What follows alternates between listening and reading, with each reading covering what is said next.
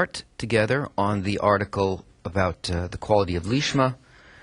We'll start with an intention.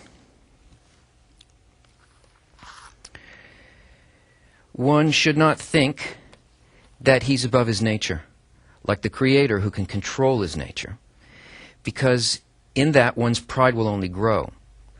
But in having to turn to the Creator for correction, in having to recognize the evil within oneself and the greatness of the Creator, one begins to relate correctly to the entire system of creation.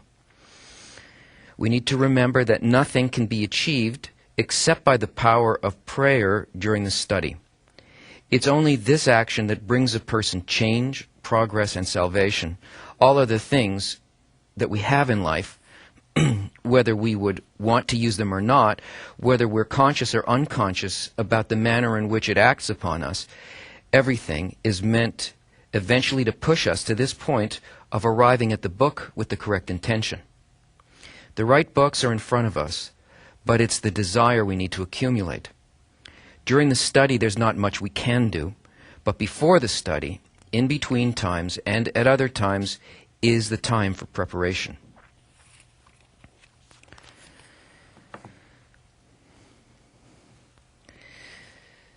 So in this lesson, we're going to investigate through an article, the article that's on the classroom page opposite today's date on the lesson calendar, called Lishma is Awakening from Above, and Why Do We Need an Awakening from Below? We are going to look at the target of the work. We've accumulated some principles and some tools, some inner tools, or at least we've been told about them, and we can begin working with them. But it's no good to get into a car and just start driving in all directions. We have to understand what it is, where we're going. And really, the where we're going in this process of Kabbalah is an inner place.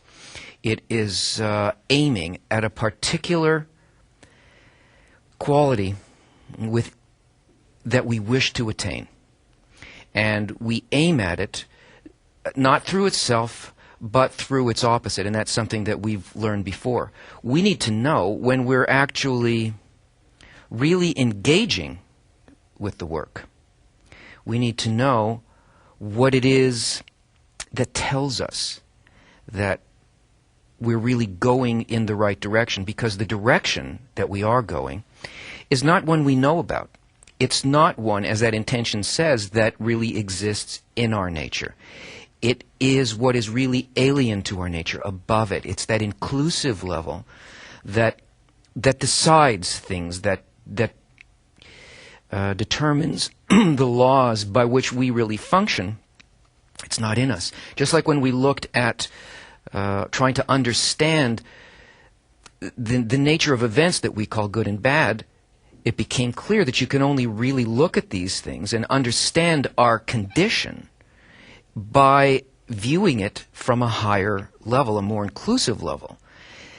It can't be from within the state itself. But even though that's so, it's still possible to work within the limitations of our nature, that is, the way in which we have been created, and to work only with exactly what we are, in such a manner that we begin to develop a correct direction in us. We begin to evolve a desire, and since we know that desire motivates the entire system, this is the thing that we need to create within ourselves. But it can't be just a random desire for anything, or about the desires we know that are connected to our egoistic, physical, sort of corporal way of thinking, and of desiring, and of growing. So this article was spoken, it was a lesson given by Bala Salam, and it was recorded in a little notebook by Rabash, Rav Lightman's teacher. Let's begin with the article and let's see where it takes us.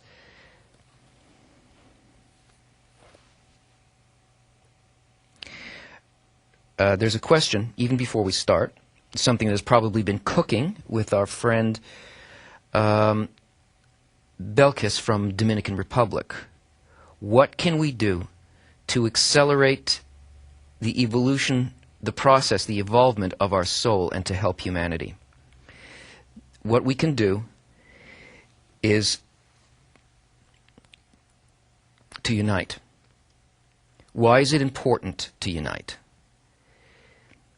As long as we feel that that place from which we can, the place that we need to be able to perceive from is something that is alien to us. It's higher. I'm not using alien in the sense of strange like science fiction, but external. As long as we consider others to be external to us, we're not yet relating to the Creator, because we exist as one complete whole being. But that interconnection is something that we don't sense as real to us now. All of these other people or events in the world and so on, they're not alien to us. And we will never learn anything or be able to achieve anything by considering others and situations and other countries and distances and those kinds of things as being that alien force.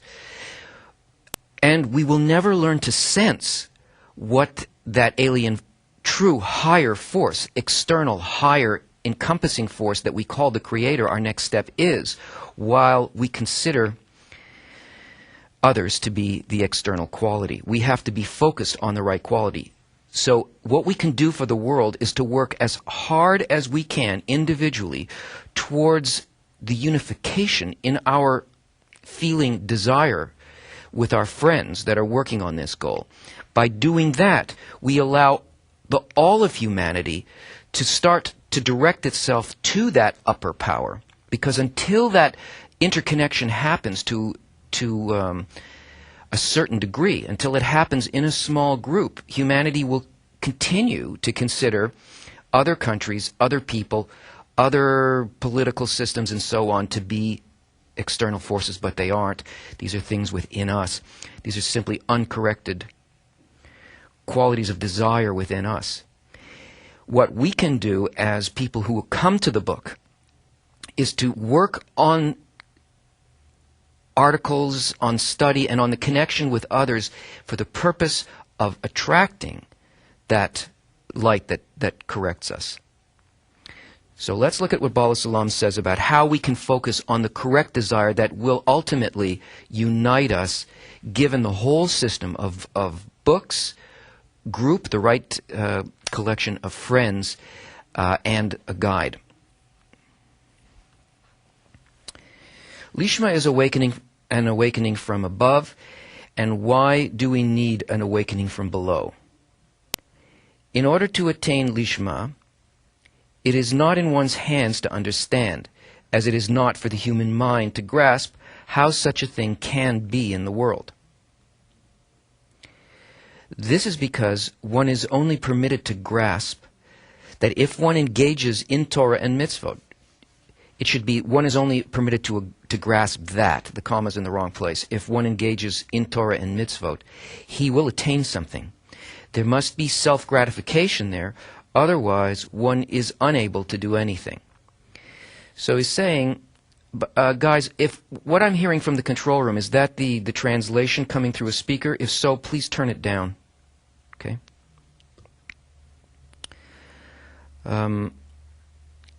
It's not in our hands to understand what Lishma is. Now, Lishma is a quality. Lishma means not for her name. I mean, it means for her name. Lishma means for the name, towards the name. And that means a quality of absolute giving, an intention that is an unqualified intention, one that is unconditional, that has no mixture within it. It only wishes to receive everything and do every interaction only for the sake of uniting with the Creator.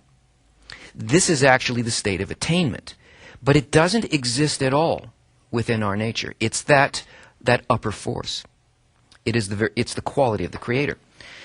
So it's not within one's hands to understand it. The human mind, constructed on the programming of the will to receive, cannot understand it. And it's not actually our job to understand it.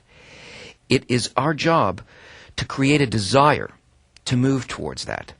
And within our nature, as it has been given to us, we are completely capable of doing this. As a matter of fact, it's the only thing we do.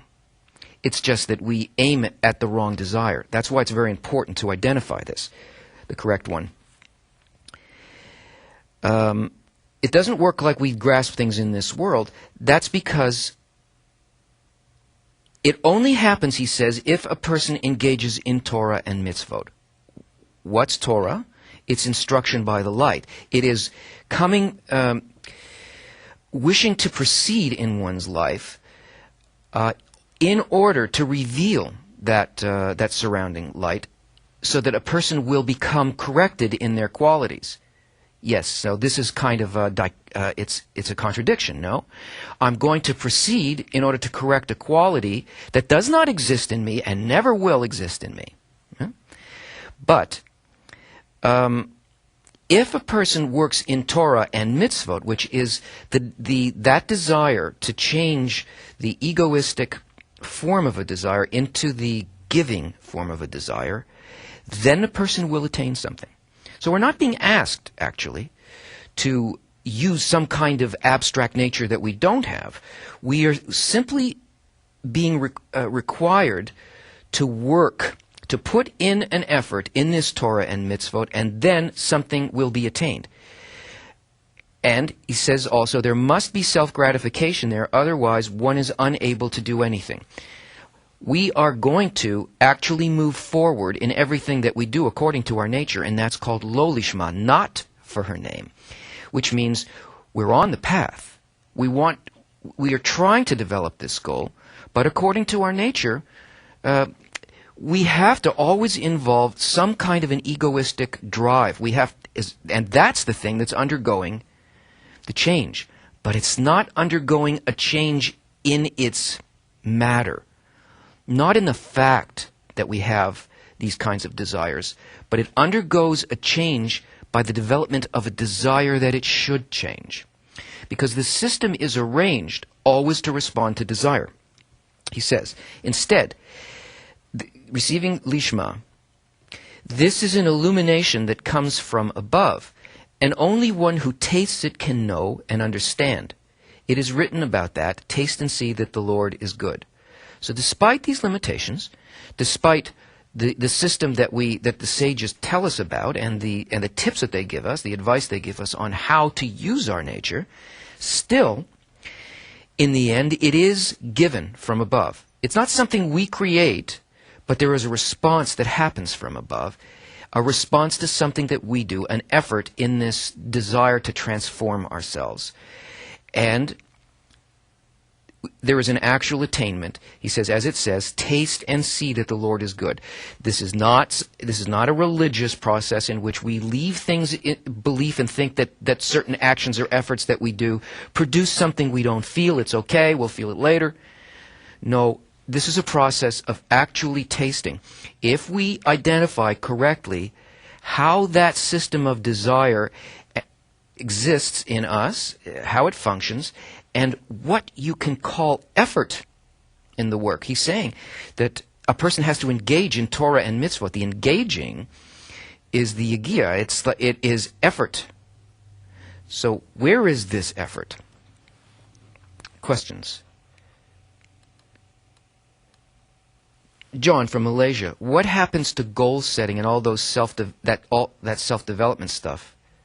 Shall we have our own desire and goals?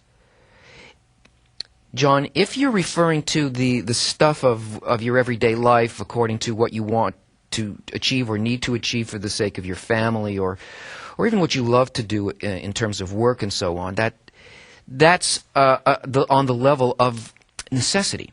It doesn't really have anything to do with spiritual desires. If you want to set goals in that area, do it and work on it. This is really talking about the work in Kabbalah is a goal that is actually embedded in creation itself, and it's one that we need to acquire. But it doesn't contradict a person's necessities in life. So Bala Salam goes on.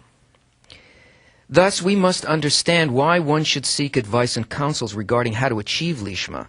After all, no counsels will help him, and if God does not give him the other nature called will to bestow, no labor will help one attain the matter of Lishma. See, the Kabbalists like to do this. He likes to dangle something, show us a principle, and then throw something in to maybe make us doubt or confuse us, because we need this, because this is fuel for us. But what is he really saying here? Why should we seek advice and counsels regarding how to achieve Lishma? Well, we're going to need advice because there's nothing in us that will tell us how to do it. None of us, all of us came here to study as a result of things that were developed in them unconsciously. Some things may have bubbled up to the surface in us. Still, though, we didn't understand what it is that we really have to do in order to achieve it. We only know that there is some kind of need to undergo change. We need advice because there's nothing in us. We don't possess the knowledge. So the Kabbalists who have attained these higher attainments understand where we are along the path and can tell us from within that level that we're working in right now, the preparatory stage, what do we need to look at? What do we need to feel? Where do we aim ourselves? So we must have this advice. And at the same time, he says, after all, no counsels will help him if God does not give him the other nature. So still, we can listen to what the sages say, and in the end, it's still going to depend on not just that we follow some advice, but that there must be a response from above, and the response is in accordance to a particular thing. No labor will help one attain Lishma. So there is this quality that there's a response. We don't understand the response because it is not within the human mind to grasp how this works. And he answers it. The answer is, as our sages said, it is not for you to complete the work, and you are not free to idle away from it. This means that one must give the awakening from below, since this is discerned as a prayer. In the whole system, in our life itself, we don't choose to be born, but we are.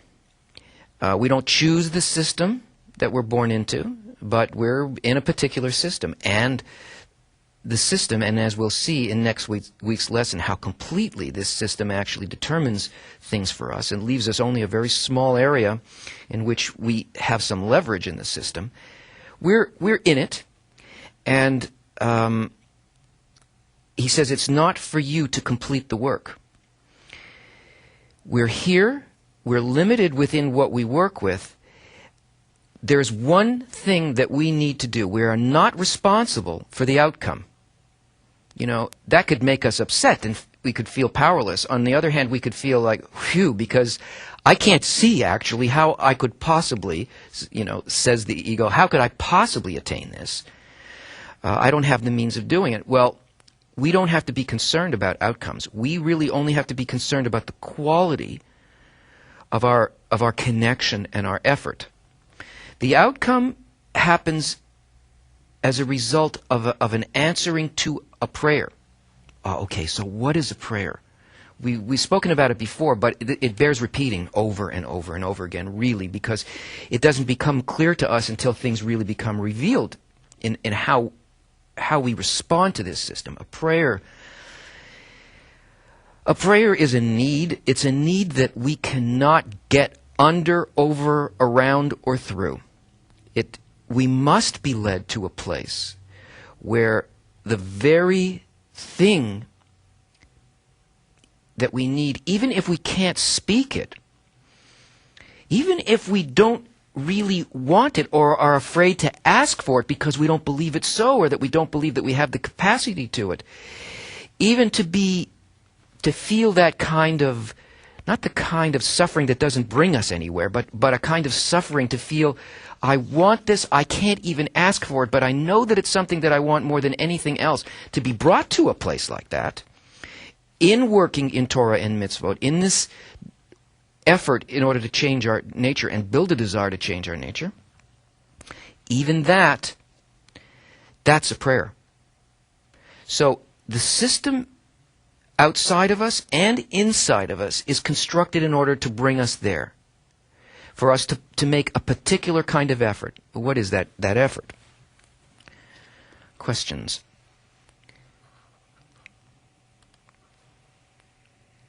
Malaj from Mexico. What's the difference between Kabbalah and Torah and mitzvot? There is no difference. Kabbalah is Torah and mitzvot. Kabbalah is the description of the method of achieving that change within a person, that Torah and mitzvot, the external commandments, are there to remind a person that should he ever wake up from his dream state, he will know these things because he learned them maybe from childhood or something, if that's what you're referring to, the physical commandments. If that a person ever awakes from this dream state, that they will say, well, what is this? How do I actually do it? I shouldn't just be walking around sleepwalking, performing the externals. Kabbalah is the internality. It's how we actually can fulfill those things that we learned as memory devices during the exile, when it was impossible for us to actually achieve any of these corrections. So they are one and the same thing. And actually, the external mitzvot are not the mitzvot. They are customs and memory devices that should lead a person to question deeply what they really speak about at their root level, so that they will eventually enter into the inner work. And any sincere person who is seeking to correct themselves and enters religion will eventually break through the ceiling of that religion into its inner nature, or at least start seeking for how to actually attain love your friend as yourself, or what does it really mean to count the Omer, and any of these things, depending on what religion you're in. What is the Ramadan about? All of this. And they'll seek advice as to what it is here in spirituality within. So it's the same thing.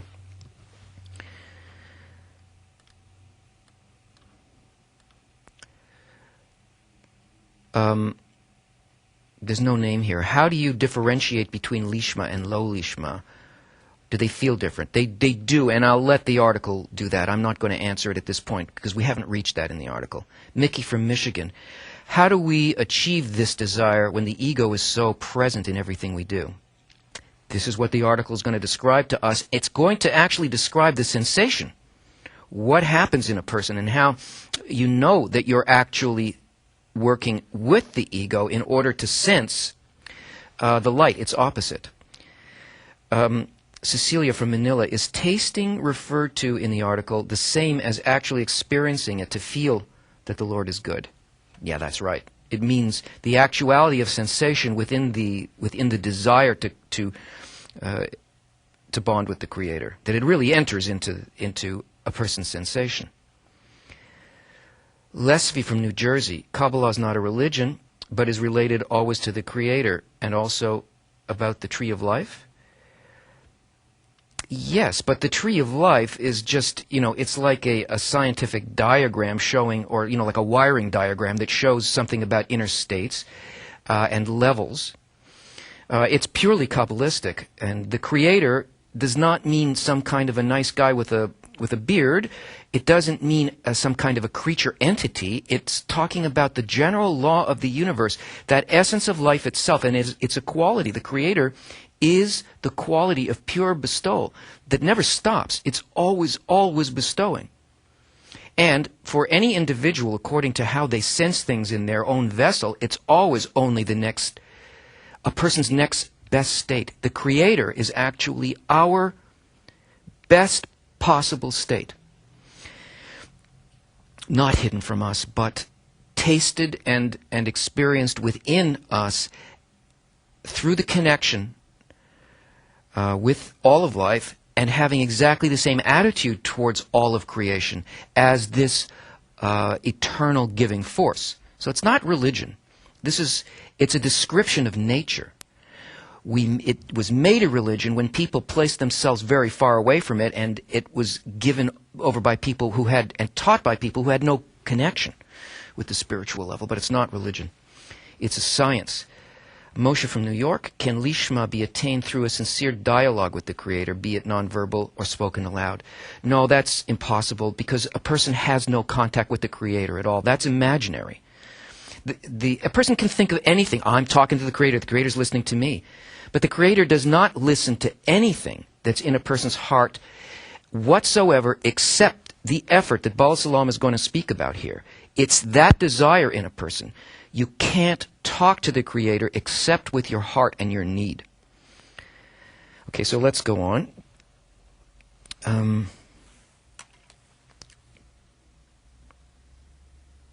A prayer is considered a deficiency, and without deficiency, there's no fulfillment. See, he says here, a prayer is simply, what do I lack? What is the most absolutely important thing to me right now that eclipses everything else? That desire that's at the forefront in a person's experience, that's their prayer. And it will either be responded to or not. But the one that always gets an immediate response is the desire for the thing that the Creator wishes to give to us, nothing else. Only that thing that the Father has behind his back is, when he comes in the door and says, I've got a present for you, and say, is it an elephant? No. Is it a motorcycle? No. The only prayer, the only deficiency has got to be for the thing that the Father has behind his back. Right? It's a book by Baal Salam. No. So it has to be what the Creator wants to give us. When it appears in us as a desire, then that prayer is answered immediately. And that's the response from above. That awakening from above happens according to an awakening from below. They have to match each other. A prayer is considered a deficiency, and without a deficiency, there is no fulfillment, and we certainly can't taste any pleasure if we don't need it. Hence, when one has a need for Lishma, then the fulfillment comes from above. And the answer to the prayer comes from above, meaning one receives fulfillment for one's need. It follows that one's work is needed to receive the Lishma from the Creator only in the form of a lack and a kli, a vessel. Yet one can never attain the fulfillment alone. Rather, it is a gift from God. However, the prayer must be a whole prayer, that is, from the bottom of the heart. It means that one knows 100% that there is no one in the world who can help him but the Creator himself. It's not something that we have within us. But how do we know? How do we get this need to want? Not something that I think can come from my intellect, not something that I think I can do by being some kind of a hero. No matter what, I'll restrict everything, I won't accept anything, and I will feel by my own strength, not by my own strength. How do we know what this is? Yet, how does one know? How does one know that? That there is no one to help him but the Creator himself. One can acquire that awareness precisely if he has exerted all the powers at his disposal and it didn't help him. Thus, one must do everything possible in the world to attain for the Creator, that is, to be doing everything in order to give to the Creator. Then one can pray from the bottom of one's heart, and then the Creator hears his prayer. In other words, we have to try, constantly try, with what we have, with what we understand, up to this point. And we have to do it really in relation to others. we can't actually do this in relation to the Creator. There is no speaking directly to the Creator. The Creator is a moving target for us. We must do this in relation to each other in a group, because people in a group, when you have to deal with your friends and you're trying to achieve, well, we do it by working on dissemination. That is, we work on spreading, giving access to people to the wisdom, to the light itself, so that they can, I don't know, they can sort of agree with it, or those who are more developed may want to study it. But in any case, we bring this, we make it available to people, and it's a group project, and we have many projects of dissemination. The Learning Center is a dissemination project. The Congress that's coming up is a learning center, a dissemination project, and it allows people to get a sensation of how this happens in the group. Well, why do we do this? Well, first of all, passing this on to other people is the same act as the act of the Creator. So we get to watch, how do we feel about this? More importantly, we get to see how do we feel about our friends when we're sharing a goal. How are our egos engaged, and then what do we need to do to relate to the friend in order to reveal the Creator? It gives us a sensation of loving the friend as the self, or attempting to do that, where the friend is always in your face. You can't hide from this. It shows you immediately how different a person is from the sensation, the quality of the Creator. It continually points to those places in a person that have to undergo correction. So it's unmistakable. It's not like how we can fool ourselves when we think it's me with the Creator. In fact, nobody has any personal business with the Creator, because there's no such thing. First of all, a person doesn't have any sensation of the Creator. There's no such thing as a person. There's one creature. The Torah speaks to one man. It's talking only to one creature, and that is the collective. And that we have to be working precisely on that. And that's where we begin to measure these things that Baal Salam is about to tell us here. So the Creator hears his prayer. However, one must know, when exerting to attain the Lishma, to take upon himself to want to work entirely, to bestow completely, meaning only to bestow and not to receive anything, only then does one begin to see that the organs do not agree to this idea. Oh, he's giving us a clue here. We can begin to sense whether or not we are working in the correct direction. What is that correct direction that he's calling Lishma?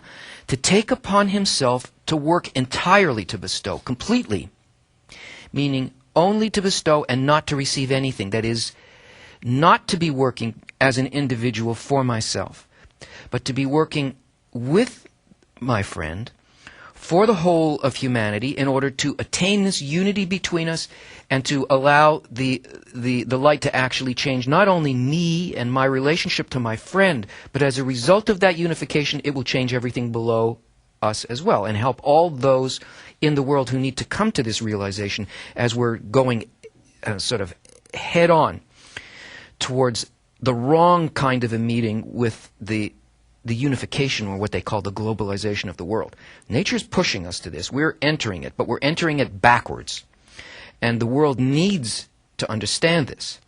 So this is what we have to give them, so that we can turn around and enter it openly with love and understanding that this is the system of nature itself, this complete interrelation, this globalization, so to speak. And the only way we can live in this state is not by taking. We can only enter this state by giving. We have to be working not for ourselves, but for the whole body. So when we attempt to do this to any degree, to give, to work, not to receive for the self, we immediately feel a resistance in the organs of reception. The body doesn't agree. It doesn't want, body means an egoistic desire. It does not want it. It creates a sensation in us that says, absolutely no, I'm not going there. I don't want it. What's in this for you? What's in this for me? Forget it. You're nuts. This feels wrong. All of these things, we know that we are engaging an opposite quality a completely opposite quality to this selfish focus when this is evoked in us as a sensation.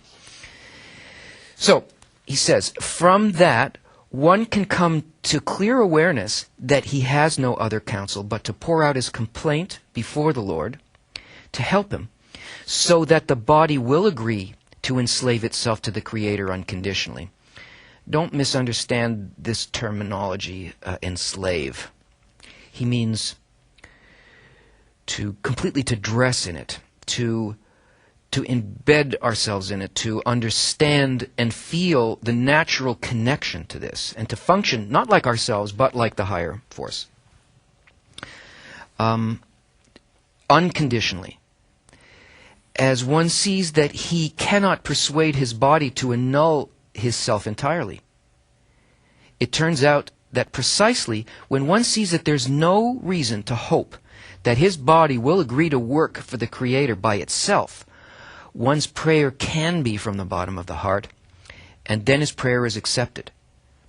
So the system is actually working to bring us to an opposite state, or an opposite sensation of a complete sort of disagreement, of a rejection, in order to create this desire or this opposite potential that actually expands our egoistic vessel so that it can be corrected. The sensation that it's being expanded is this rejection by the will to receive of this quality of pure bestowal. Questions?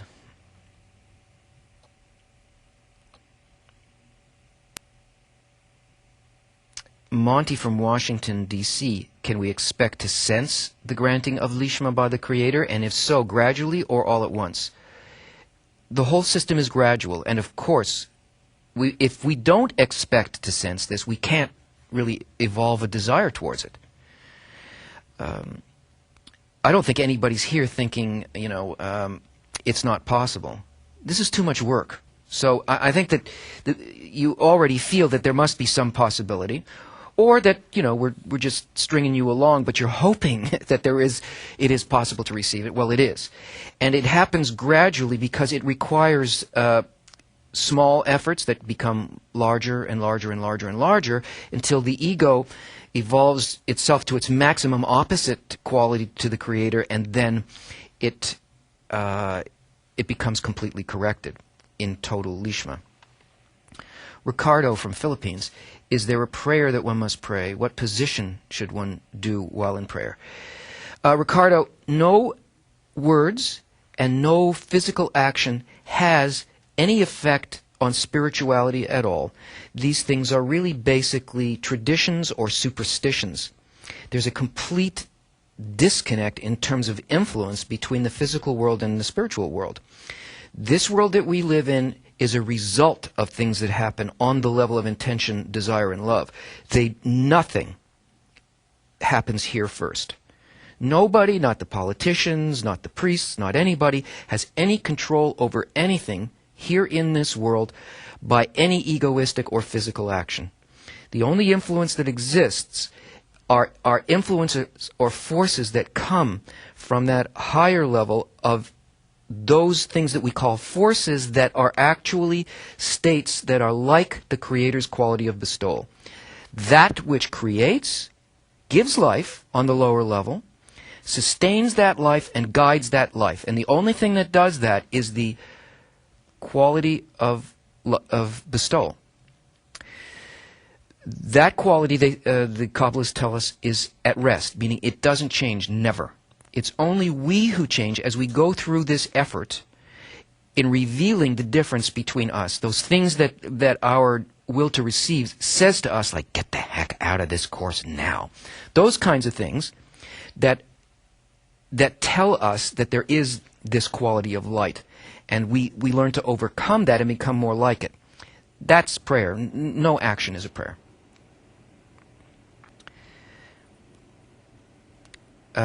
Redouan, I'm sorry, I don't think I pronounced your name right, from Cologne, Germany. How do I know that my prayers are answered? Will the Creator reveal Himself to us in one way or another? there won't be any question whether or not the prayer has been answered, because the sensation will be that a person has a completely opposite feeling towards a situation. That when a situation at first, everything that happens to us in our development first comes to us in its opposite form. It feels like it's like a bad event, or like restricted, or uncomfortable. It always comes in its corrupted form first. Then through the work that Bala Salam is describing here, through the changing of our intention towards these things, we begin to experience the good of it. We become bonded to and like the mind, the intention that sent this quality to us in the first place, that we felt as negative. So there's no question when it happens, because a person feels it not as something that they understand as knowledge, but it's wisdom. It's something that becomes part of a person's nature more and more and more. And we build a second nature, a completely different quality, not instead of the will to receive. The will to receive is a tool that we use, but above the will to receive. There's it's actually a pretty good deal, because all of these things about our character that we don't like, they're irrelevant. When we look at a situation that we're in, we look at a friend, and if we're working in a group, and if we're working in Kabbalah towards this goal, your friend maybe they bother you, maybe the way they talk bothers you, or how they think about things, or how they do things or something, and you don't like their personality or character. That it's completely irrelevant. They're not responsible for it, and that's the way that they were created, but they have another goal if they're studying with you. They have exactly the same desire. It's not within their nature to be like that now. It's also not within your nature to be like that now. All of the trouble that our egoistic qualities give us, they don't matter. You need to give your friend a break, and you need to give yourself a break. Understand that we're building something not within our ego, but above our ego. We're learning how to use the ego, how to guide it, like from a higher level. So we don't need to worry about how things appear in their corrupted form when they first come to us. We know those things are being given to us in order for us to put in an effort, which he's calling an awakening from below, so that we can actually receive as attainment, as something, as a different nature within us. Okay, let's go to some questions from our Spanish friends. Julio from Colombia, you are insisting that understanding is not intellectual. How can we understand? We don't understand, we feel. We taste. Taste and see that the Lord is good. He will explain this. This process, and as we go on, he'll explain it. But this is a process done above reason. He says, only when a person completely exhausts their understanding, their strength, their experience, and all of those things, and realizes that it's not possible, as a result of the desire that appears in a person, nonetheless to reach this quality that is opposite to us, that pain, that desire, that love sickness, to reach that, evokes a response from above. That response doesn't care about the intellect. It cares about the quality in a person's heart, what they long for. If you love somebody, you don't need someone else to tell you that you love them. Your intellect doesn't tell you that you love them unless you're making a business deal. Yeah, they got this quality, that one, that one, and oh yeah, that score adds up to 100%. Therefore, I love them. No. It's a sensation. It doesn't make any sense at all in a person. It is. It simply is. It's a quality within a person. And it's the same kind of thing in spirituality. It happens not in our mind, but in a higher place, which is called intention. Patty from Mexico, this work can be obtained unconsciously, or do we have to desire it? So, up until now, everything has happened unconsciously. But the Creator wants to give us the ability to bond with that quality of his quality of bestowal. That can't be unconscious, because then we're a receiver. It just happened anyway. We need to become a bestower. If it happened unconsciously, we would be eternally locked into the will to receive. We would eternally suffer. I mean, that would be hell. But what the Creator gives us through this system of nature is the ability to rise to a conscious desire, that is to determine what do I feel consciously in relation to everything that I receive. That is like the Creator. The Creator is not unconscious. Here's another question about physical stuff, and I think this is coming from, about physical prayer, and it's coming from custom and what you grew up with. Do we have to kneel to pray? Would it be disrespectful not to do so?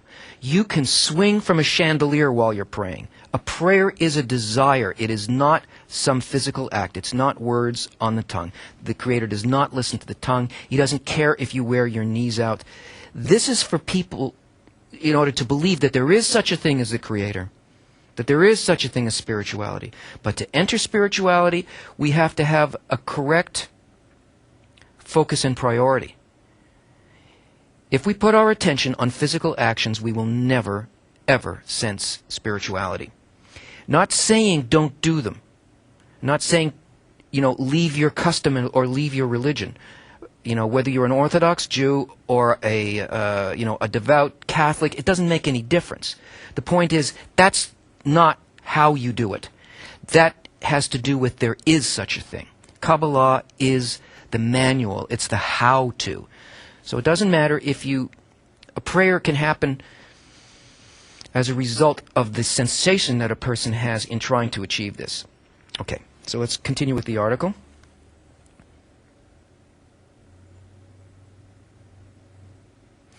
We must know that by attaining Lishma, one puts the evil inclination to death.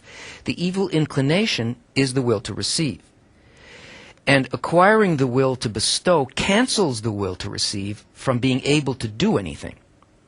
This is considered putting it to death, since it has been removed from its office and has nothing more to do since it's no longer in use. When it's revoked from its function, this is considered putting to death. In other words, we don't actually kill the will to receive like they do in Eastern paths, or like religion tells us don't use it, because that's not possible. That's the only thing we have, and we must use it. We don't kill it. It's as though right now the ego and the will to receive is the prime minister of our heart. But an election is coming up, and it is going to be removed from office. In other words, it's still there. But some higher quality, something that you could, a higher quality now determines everything. It's eclipsed by it. It doesn't, like any desire, you can have a desire for a chocolate bar and then somebody tells you that there's there's a wonderful parade outside with elephants. Elephants are walking down your street. And, so that's a bigger desire. You go to the door and you watch that. Did the chocolate bar desire really disappear? Are you no longer hungry? No, but the desire for the greater pleasure eclipses it. So the will to receive remains there, but its function changes. Okay. When one contemplates what profit hath man of all his labor wherein he labors under the sun, one sees that it's not so difficult to enslave oneself to his name, for two reasons. One, anyhow, meaning whether willingly or unwillingly, one must exert in this world, and what has one left of all the efforts he made? In other words, you can't escape the nature of the world. A person has to put in efforts in one direction or another. You have to go to work, and you have to sort of suffer those efforts, and we don't really want to go to work, but there's something, we feel that, the goal is great enough for us. Yeah, I'll make money, I'll feed my family, maybe I'll have a 2-week vacation, that makes my life good. But can I escape the fact that I've got to work, or, that I have to do things I don't really want to do? No, it is already part of the system. So the question is, well, what goal do we really want to work for, since we're here to work anyway? And two, however, if one works Lishma, one receives pleasure during the work itself too.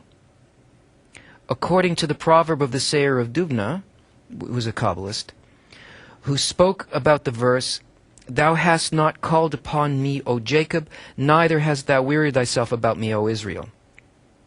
This is from the Bible. He's saying, well, so what does that mean? He said that it's like some rich man who departed the train and had a small bag. Let's read what he's commenting on again. This is Baal Salam wrote for and taught in a society of religious Jews.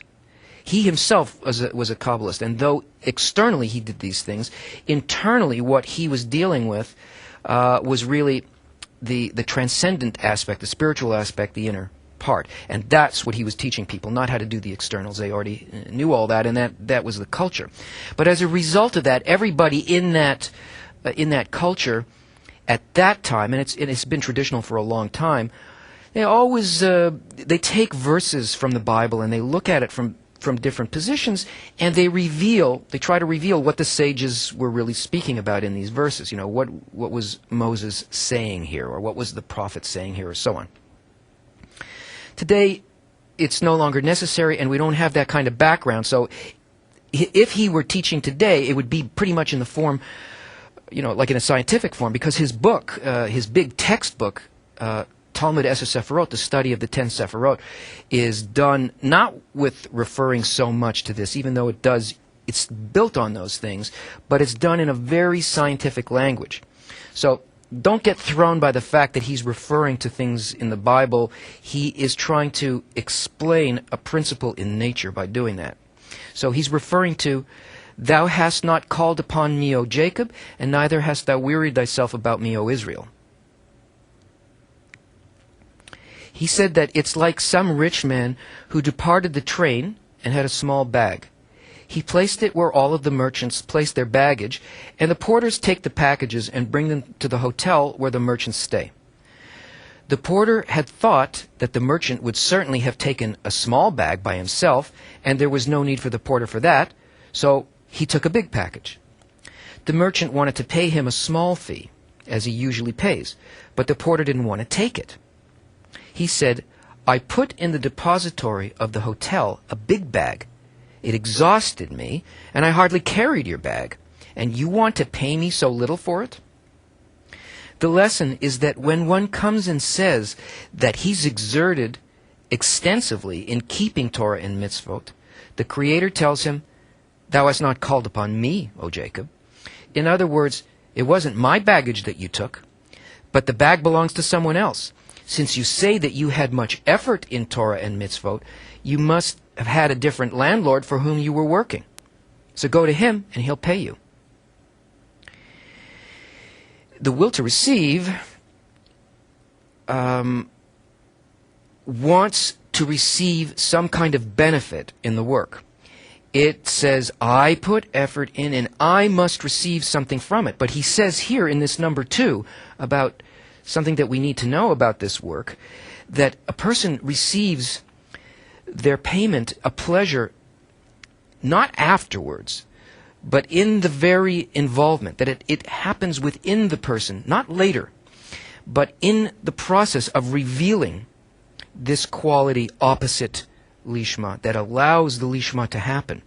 Even though for the person it involves a sensation that wants to reject the progressing towards reaching bestowal.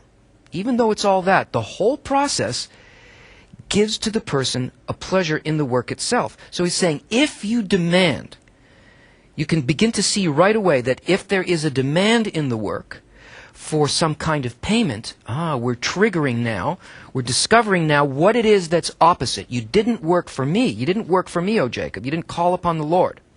You were calling on this other opposite quality. This is the meaning of "neither hast thou wearied thyself about me, O Israel." It means that he who works for the Creator has no labor, but on the contrary, pleasure and elated spirit.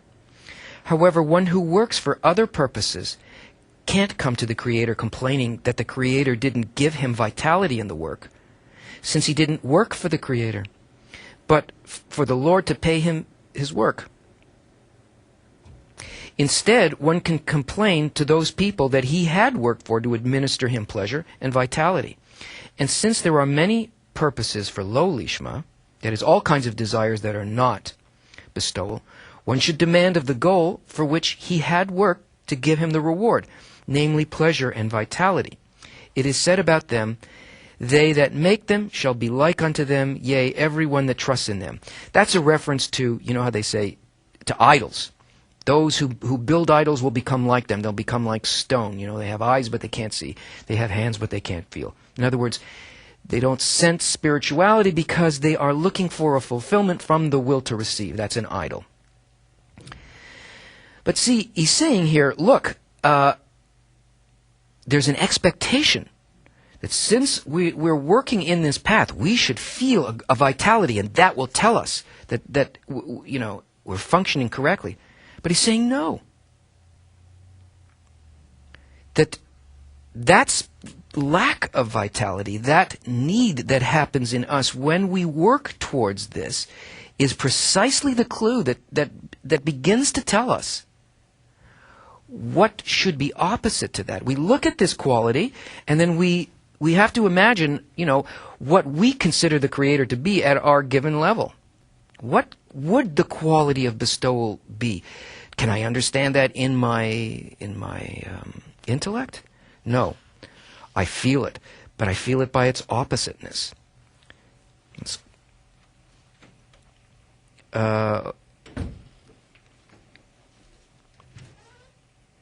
Anonymous. I'm not going to answer any anonymous questions. When a person, we're real people here. There's no need to hide. This is all about connection. So please write your name in. Rosa from I don't know where. I'm a beginner in Kabbalah. I want to acquire this knowledge. How long will it take me? Well, it depends on the quality of the work that you put into it. Acquiring a sensation of how the system works, how nature works, and what a person needs to do in it, that a person can learn in 6 months, a year, really, you know, for it to become really clear to them. Attaining spirituality, depending on the quality of your work, the strength of the group with which you're working, between 2 to 5 years. But considering that this is the ultimate in all of existence, a mere 2 to 5 years is like, you know, that's like going to university. And look what the results are. And, you know, this is, not only is it the ultimate, but it encompasses everything. So, I mean, why would we expect, even though it's a gift, it requires an effort. And until we feel that level of effort within us that will allow the light to come in that dimension, the degree of need that develops in us, you can't put totality into a small vessel. You have to have a big vessel, and you have to develop it.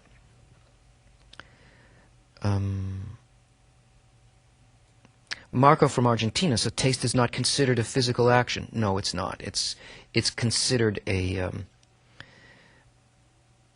a spiritual sensation. It's something felt in the soul, which is in the sixth sense, in the screen, not in the five senses.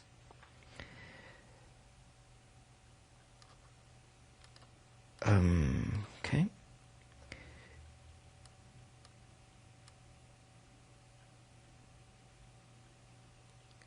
Jasmine from Cologne.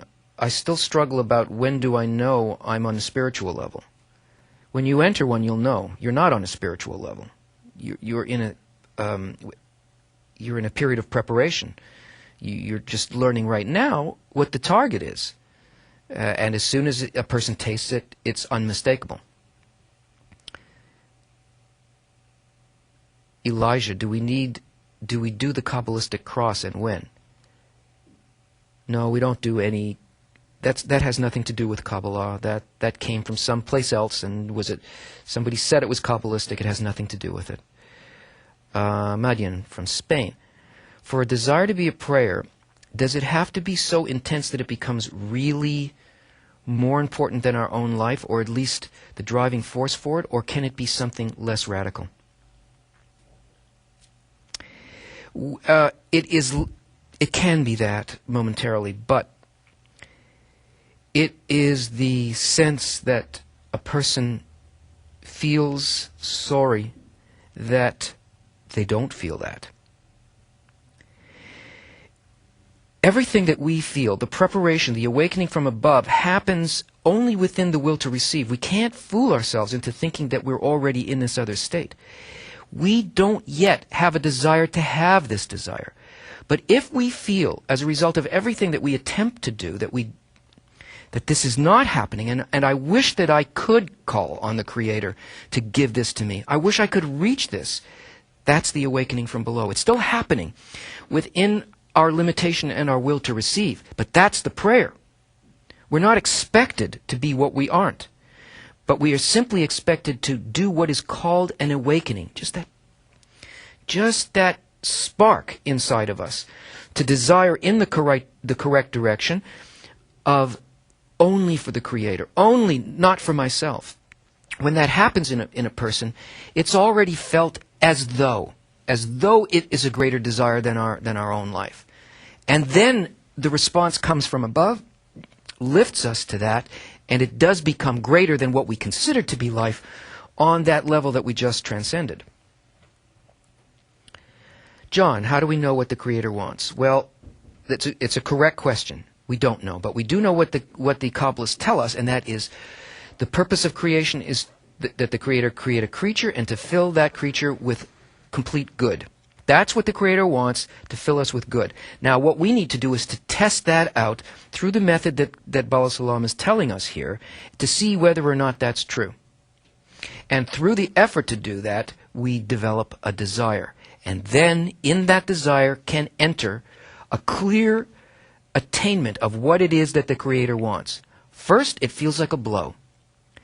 But then, with the desire to want this and creating that desire, what happens is that a person begins to feel not the blow, but what it is that the Creator wanted to give us by giving us this thing that first appeared as a blow, but is now revealed above reason as a gift. We have to discover it. There's no other way, and one does know when they discover it.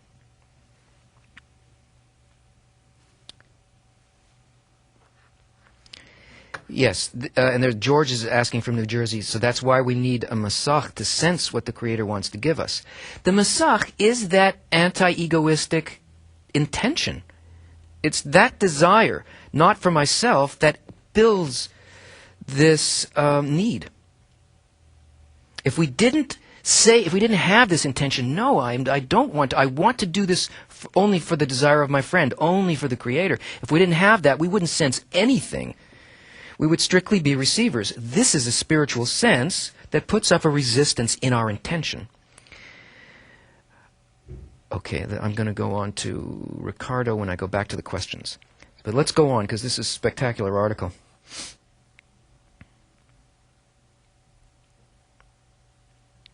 However, according to that, it's perplexing. After all, we see that even when one takes upon oneself the burden of the kingdom of heaven without any intention and still doesn't feel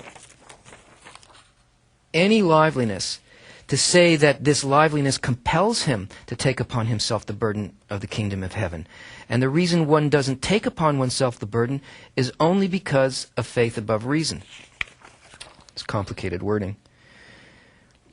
After all, we see that even when one takes upon oneself the burden of the kingdom of heaven without any other intention, so even when it starts to work with the Masach, I want only to do this in order to bond with the Creator, not for myself. And he still doesn't feel any liveliness, to say that this liveliness compels him to take upon him the burden of the kingdom of heaven. How come, if I've said that I want to take this path, why don't I get something? Why don't I feel, why doesn't my ego say, yeah, I want to do this? At the beginning, the ego says, yeah, go ahead, do it. This sounds like a good thing. I'm going to get something great out of it. But in order for us to progress, the ego has to become opposed to it. Otherwise, we're not working against our nature. We're working within our nature. And he has to go above reason, and one does not And the reason one does take upon oneself that burden is only because of faith above reason. We can't actually achieve this through using anything in the will to receive. The only way that we can actually progress past the things that our egoistic vessel is going to say to us is by acting as though it were irrelevant, only according to the goal that we set, only according to the thought of creation that we put in place, which is that anti-egoistic intention called the screen, not for myself.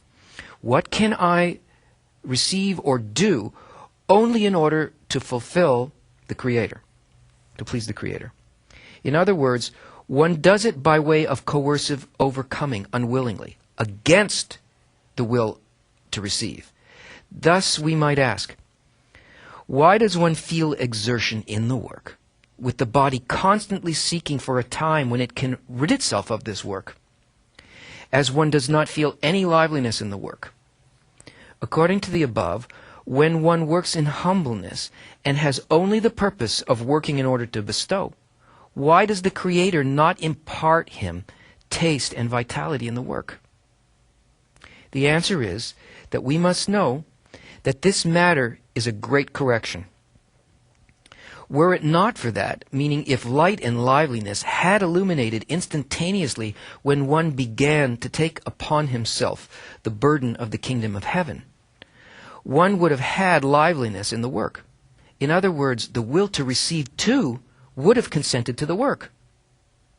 In that state, he would certainly agree, because he wants to satiate his desire, meaning he would work for its own benefit. Had that been the case, there would never have been a possibility to achieve Lishma. If there wasn't this sensation of the will to receive, the ego resisting this work and saying, it's not so, you'll never attain it, there's nothing in this for me, let's get the heck out of here. If that didn't happen, it would be impossible to escape the ego, because we need to define our nature. We don't understand our nature. We have to reveal what it is and then correct it. The single thing that reveals the will to receive is the single thing that stands opposite to it. And that is the will to bestow, the quality of the Creator. Once we start feeling that this resistance, with all of its crazy intellectual arguments that it makes, I mean, they're not crazy, they're true. But it's just that it's very prolific. It can make many, many arguments on many different levels. It's very tricky. The fact that it does this and makes these different arguments as sensations in us and in our reason begins to reveal the scope of our actual nature, by which we can begin to sense where our freedom lies. If we really received pleasure, just pleasure, in this process, then we would never ever be able to reveal either our nature or the light. We would also never develop the desire to acquire a different nature. We need to break our heart, actually, in this process. I'm not talking about, that horrible suffering, but break the heart in a person is all of their desires. It really is every egoistic desire plus the point in the heart. So we need to break the hold of that quality within us so that we can ask. We have to learn to not like that.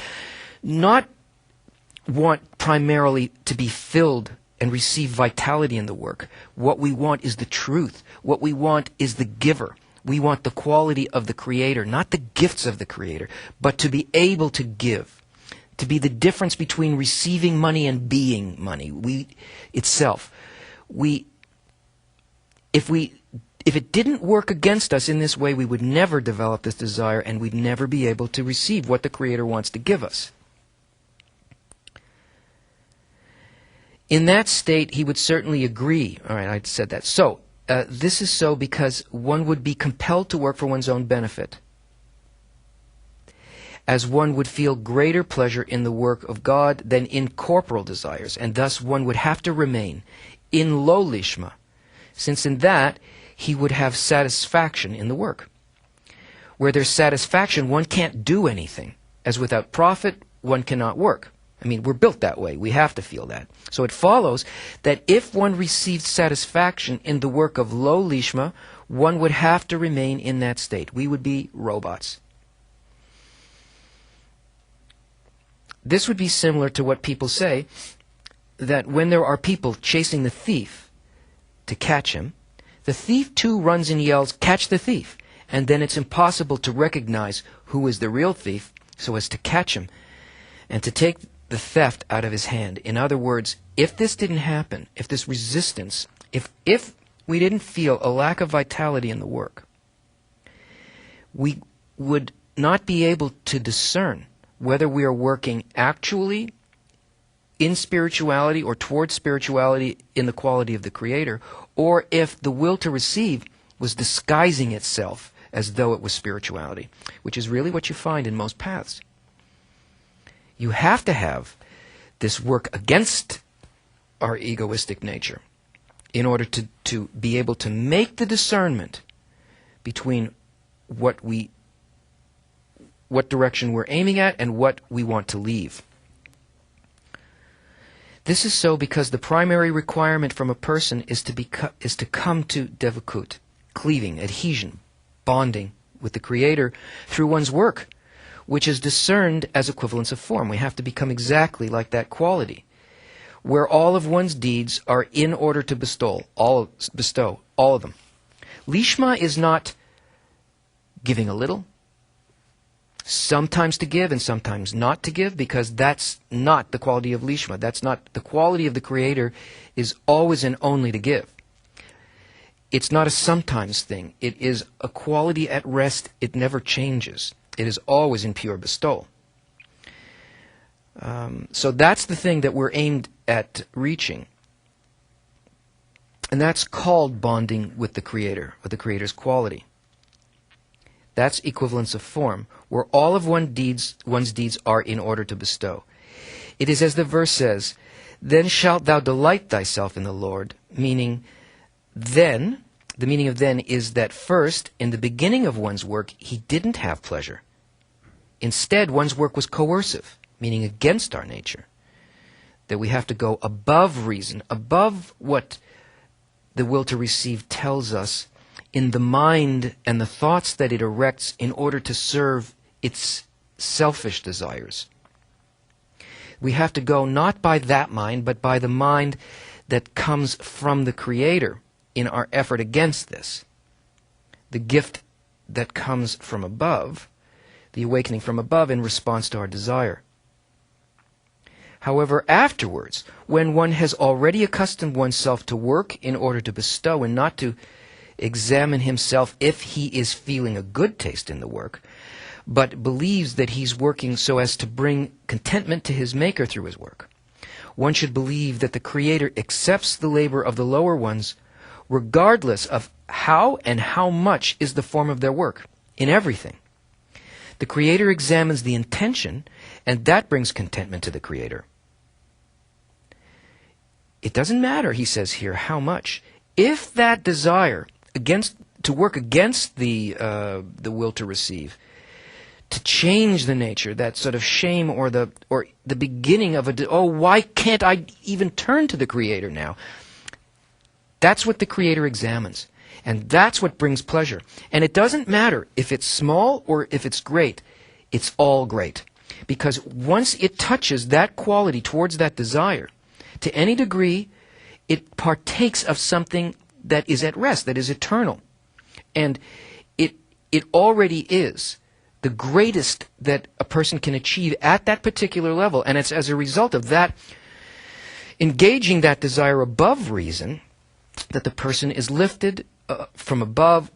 They have some measure of attainment, great or small, and know and feel the Creator's mind, the quality of the Creator within them.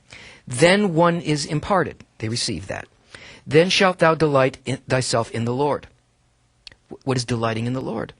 It is to feel as a sensation what the Creator is. This quality of every action only to bestow. Even during the work of God, he will feel delight and pleasure. As now, one really works for the Creator because the effort he made during the coercive work qualifies one to be able to work for the Creator in earnest, really do it. The effort, not that you're doing it, not that, hey, now I'm doing it. No, it's the desire, the effort against all of the very tricky and true arguments that the will to receive makes. It's true in terms of its nature. It's not lying. It's telling you the truth. It is logical. It's reasonable. It is, it's like it's giving evidence in the court, in your inner court, saying, look, you can't do it. It's not in your nature. Why are we here? How can this possibly be? And what are you really getting out of it? And he's right. What do you, in terms of the will to receive, you're not getting anything out of it. Are you capable of doing it without a force that you don't see? No. According to just believing something, was that enough to get you to go forward? No. Only the sensation of a growing desire in you will do it. That's something above what the will to receive understands. It's correct, but we don't argue with the will to receive. The moment we begin talking to it, we've lost the argument. Because we have to work against it. It doesn't mean to be stupid and do things that don't make sense, not protect ourselves, and imagine everything functions by miracles. There are no miracles. This is all nature. The Kabbalists are describing to us an inner process that we can harness. We can, we have to understand the mechanism, and then we can use it. It makes huge changes. It makes dimensional changes everywhere in nature, and within that level called speaking, that is the meeting point between the upper force and the lower levels of life. That's a human being, the inner life of a human being. That's not a miracle. That's nature. But, we just have to wake up to understand that that's the way that it works. So, according to the will to receive, it'll call it a miracle and say, don't expect one or want one, but won't get it. Because the whole process is aimed at teaching us, having us learn through this experimentation to actually utilize the system to make dimensional changes in our inner quality, and to identify and bond with the Creator and not with our beastly nature. You find that then too, the pleasure that one receives relates to the Creator, meaning specifically for the Creator. Okay, questions?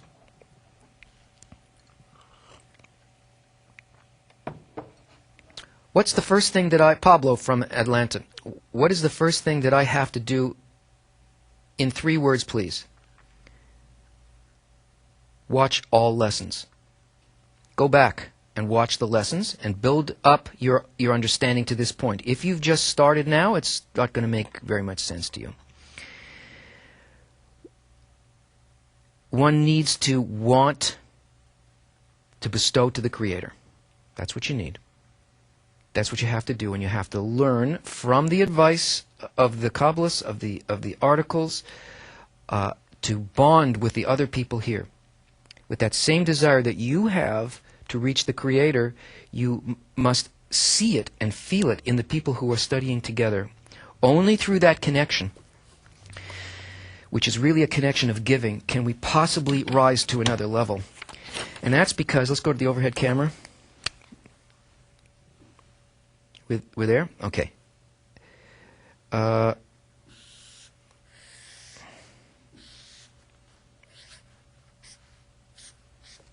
Here we have one student in the group and another student in the group. What we are learning to do here is to make a connection. We exist like this right now. Oh, I'm just an individual person watching this lesson, and I'm gonna get this for myself. I'm gonna reach spirituality and so on. Let's say I'm this guy here,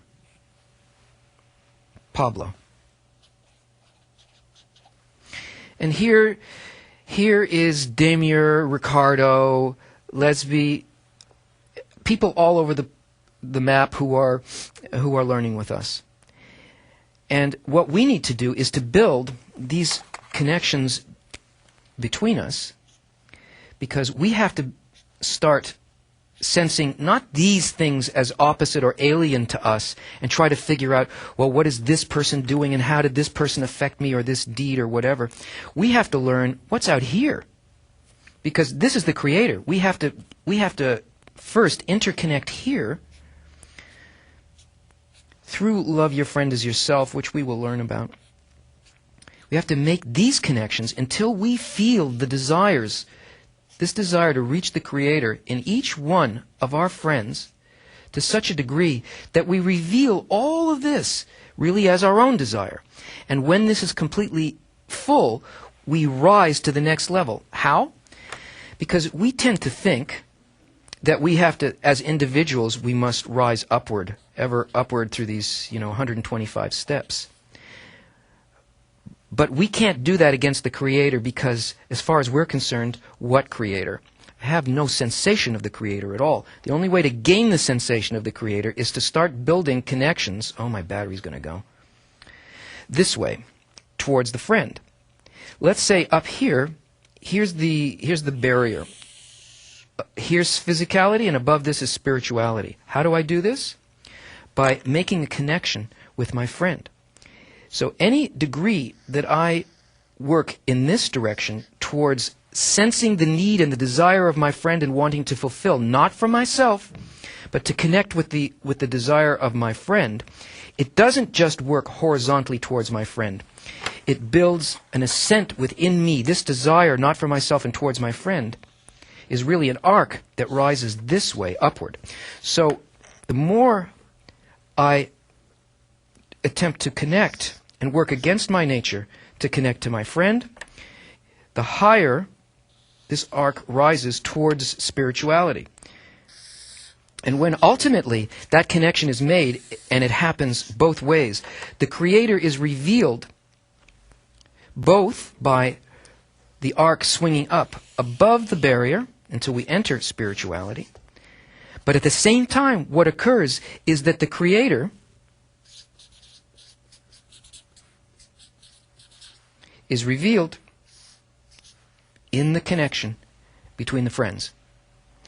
And this is why a group is so important, and it is in this work that we do with each other that begins to reveal the fact that we don't want to do this work, that we don't get fulfillment in the work, that we don't get a livelihood in it, and we still have to work over this. We still have to desire. We have to grow. The only thing that will allow us to do this, regardless of the fact that our nature doesn't want to do this, is the greatness of the goal,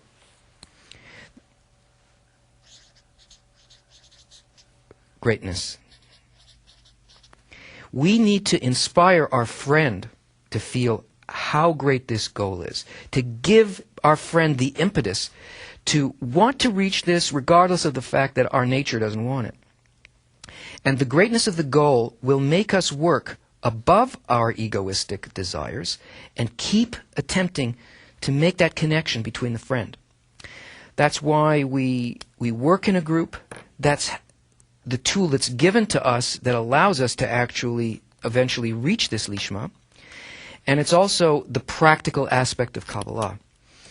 It's not all of the beautiful things that we learn about intellectually about nature from the articles and so on. It's the practical aspect of revealing this quality within ourselves through the interaction with friends, and that's why the practical nature can't be revealed just virtually. There has to be. We can reveal the connection and we can build on the connection, but we need to understand Lishma, and we need to understand in what environment this occurs. It only happens by seeing what occurs when we are working with people who have exactly the same desire as us. That's why we have congresses. We use congresses to reveal unity.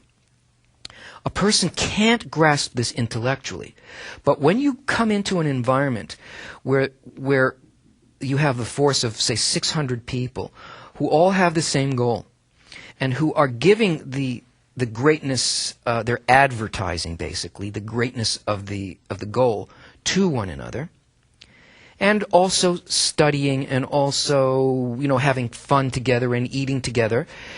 And everything that we do, it continually focuses on this goal and how it's reached through the practical connection. Something happens inside of a person. That similarity between me and my friend becomes revealed. And it's not a similarity in the external character, because you'll see, if you choose to go to the Congress, which is really there as a learning tool, you'll see that there are people who speak different languages. You're going to have people who speak Russian. You're going to have people who are Hebrew speakers. You're going to have people who are English speakers. There will be people from different countries in Europe, Spanish speakers, all that. It's not going to be that. And we have a kind of a culture, of like a Kabbalistic culture. We do certain things there. We do a kind of a cultural program where groups or people, there's like a performance where we can enjoy each other. Not for the externality of it. Not for the fact that, oh, look, there's something Spanish about this. No, it's that we see, it's revealed to us that despite the multiplicity, the differences in the externality, it becomes very, very clear as we sing together, as we eat together, as we study together for these 3 days, where that unity is. And it's in the desire. We share a desire. And also in the process, we see. Don't think you're the only one who doesn't like being in a group. Nobody likes being in a group. That's the will to receive, saying, I'm not going to unify this collective soul. I'm not part of the collective. I'm a unique individual, and this is not for me. It's not just you who thinks that. The shattering, the breaking, the loss of the screen by which the Creator lowered us to this level so we could attain this, is precisely this sensation. No, I don't want to bond. But once we go into an environment where we have the greatness of the goal, the clarity that there is a shared desire, and it makes it, and the light also that comes from the lessons, it begins to be revealed in us that point, which is a point of unity. We've had congresses in the past, and even this past year, we actually reached in Israel this point of unity, and in the congresses since then, we have been expanding it. So, along with the people who are newly studying with us, there are going to be some people from all over the place, people who more advanced students and so on, and it'll be just that environment that it will exist only to give over this environment that will allow a person to see really what the practical aspect of Kabbalah is and how really we can bring it to the world. How the work that we do internally really does make a difference, and it is the only thing that makes a difference. And how to do that. How the deepest longing of our heart to really see peace, to feel it, and to be able to give it to the people that we care about, and to reach a place where we actually do care. And we're not doing it just so we're going to be okay, but doing it for the same reason that the Creator creates life, guides it, and fulfills it. That's something a person has to feel. There's no point in talking about it. I know the words I'm saying sound very nice, but really it's just bull. Total bull. It depends completely on a person sensing it within themselves. And from that, a person can really grow. You can advance tremendously from there. So consider making the arrangements and coming to the Congress. We're also going to be doing some preparation broadcasts and work and so on, so that people will sort of get acclimatized to what that is and understand it and be able to sort of aim towards it. So it's not going to be some kind of foreign thing to us. So that's the end of the lesson. And sorry, I can't answer any more questions because my battery just died in my computer. I know you're there, but I don't know what you're saying. The next lesson is the next technical lesson with Mike on Sunday. And if your question didn't get answered, please post it in the forum, and we'll answer your questions there. And I'll see you again next week, Wednesday. Good night.